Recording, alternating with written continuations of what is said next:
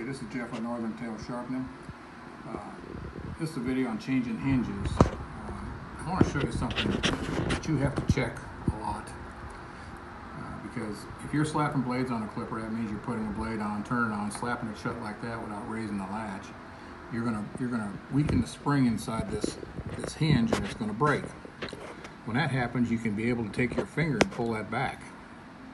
And that's a bad thing. You shouldn't be able to pull that back at all. And here's what happens when that spring is broken there. See how this moves back and forth? This will happen on freshly sharpened blades. Your dirty blades, before you send them in for sharpening, they're dirty. I mean, that's just normal. And they'll tighten up your cutting system. This is part of your cutting system, your lever and your hinge. But when you get, and you won't notice that, but when you get your blades back from sharpening, you might have cornrows, your blades might drag, and the first thing you're going to do is call the sharpener.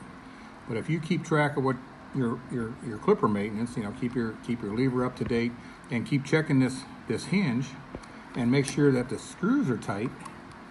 I check these once a week if you're using guard cones, because guard cones will loosen these up because of the pull on the hinge. You'll be all right. But today this hinge is bad, and that's because she was complaining of cornrows. Every blade she put on her clipper, it was causing corduroy effect. So we're going to change this hinge out. Easiest way, you can do this yourself. And in fact, it's easier for you to buy a hinge off a parts house someplace, Amazon or Ryan's Pet or anything like that. Pet Edge, they all sell parts. And do this yourself. You don't need to have a sharpener do it and pay them labor charges to do something that you can just pretty easy to do. All you need is a screwdriver.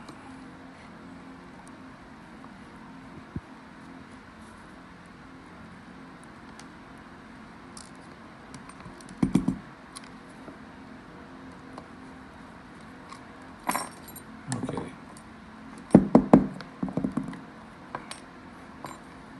This is a fur zone clipper, and it's got little locking nuts.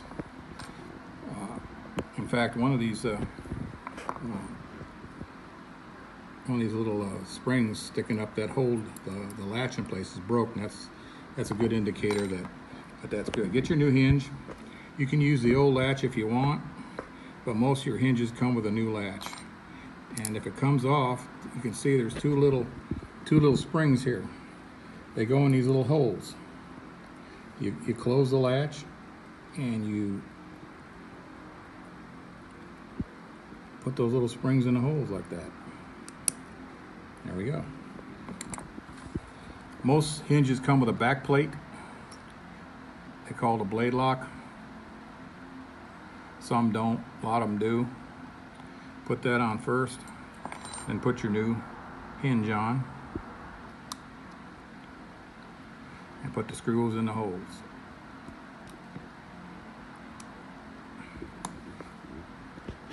I like to put one side in at a time, so I'm not trying to fight this hinge, because it's going to wiggle around on you.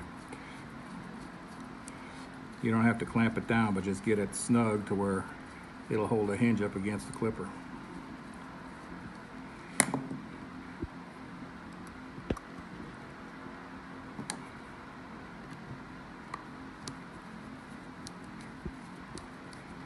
Hinges are very, very important. It's just like a blade drive or a lever. They don't last forever, and if all your blades, usually 7s and 10s, will start dragging first. I don't know why. It's just that's the way they are. I've learned that over the years, grooming myself, and it's a good indication something's loose. Yeah, you can't pull that back. There it is. You can do this to any clipper. This is just a fur zone here, but you can do that to any clipper. So check your hinges. Try to pull that back. If it's coming back at all, your hinge is messed up. You need to have it changed.